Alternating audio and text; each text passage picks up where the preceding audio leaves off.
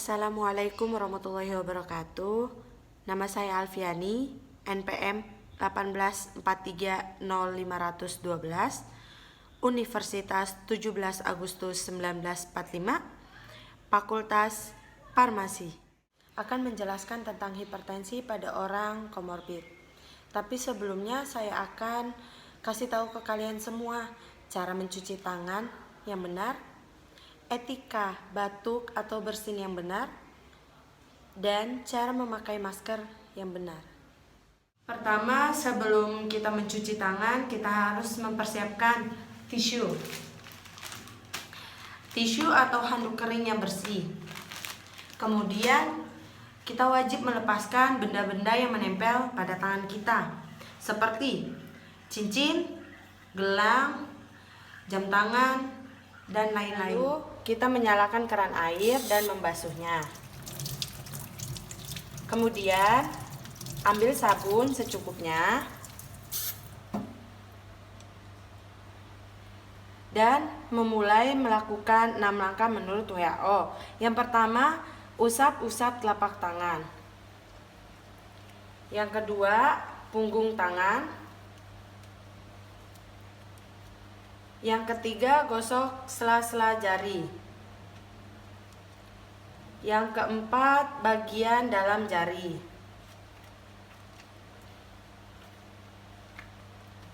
Yang kelima, ibu jari, gosok ibu jari. Yang keenam, kuku, digosok-gosok. Yang terakhir, bilas menggunakan air mengalir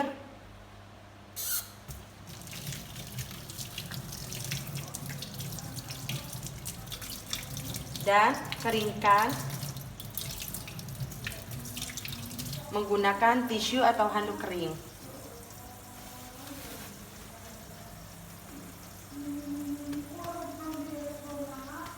Lalu matikan keran menggunakan tisu atau handuk kering tersebut dan jangan pegang keran lagi. Kedua, etika batuk atau bersin yang benar, kita ambil tisu. Tisunya harus yang bersih. Lalu, tutup mulut dan hidung kita menggunakan tisu. Dan buang. Setelah dibuang, kita harus mencuci tangan menggunakan sabun dan air yang mengalir.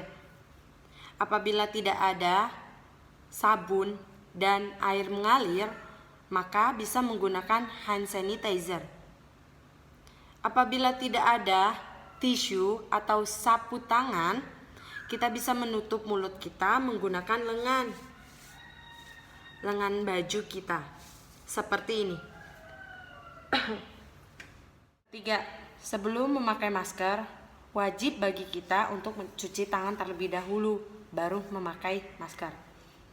Masker yang saya gunakan saat ini adalah masker bedah, yang hanya dipergunakan sekali pemakaian dan habis itu dibuang. Karena efektifnya masker ini adalah 3-4 jam saja dan tidak bisa digunakan berkali-kali. Masker ini mempunyai 2 sisi, yaitu sisi depan dan dalam.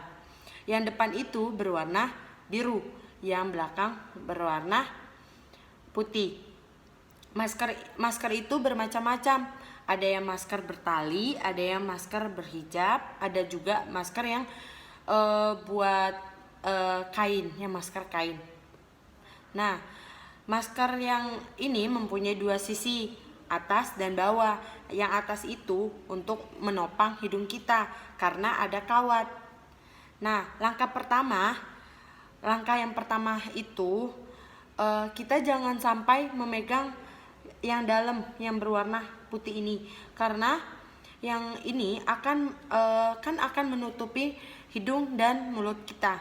Kalau kita pegang, takutnya virus yang ada di tangan atau apalah itu masuk lagi ke sini. Walaupun kita udah cuci tangan, kan kita mencegah mencegah itu lebih baik daripada mengobati, ya kan? Nah, sebelum itu kita lipat. Langkah pertama itu kita lipat. Kita lipat. Ini kita lipat ya guys. Kita lipat. Kita lipat.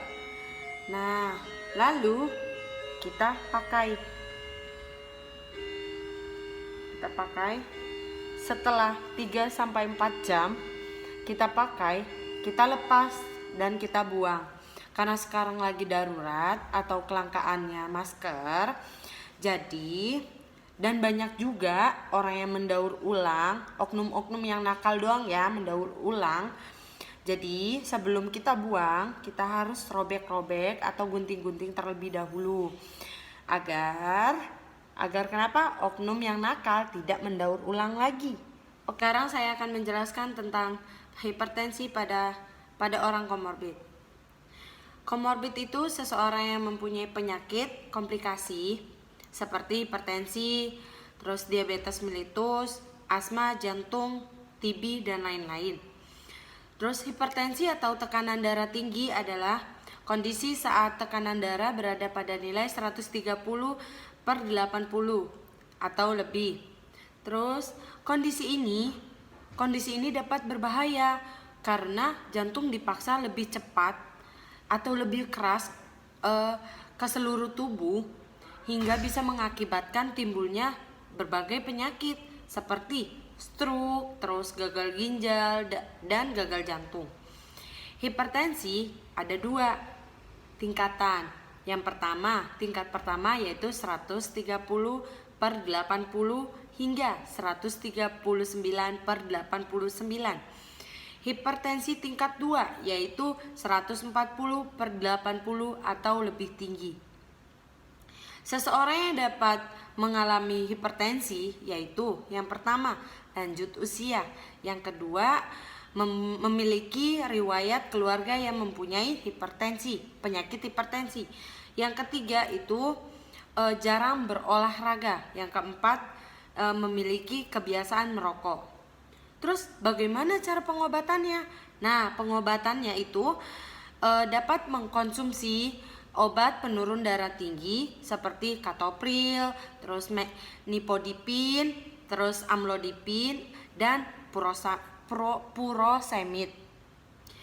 Dan bisa juga mengurangi konsumsi garam dan makanan yang berlemak tinggi. Terus pencegahannya gimana? Nah, pencegahannya itu cek darah secara berkala, yaitu 2 minggu sekali atau jika kita ada keluhan, dan konsumsi obat secara teratur tanpa berhenti sebelum ada instruksi dari dokter.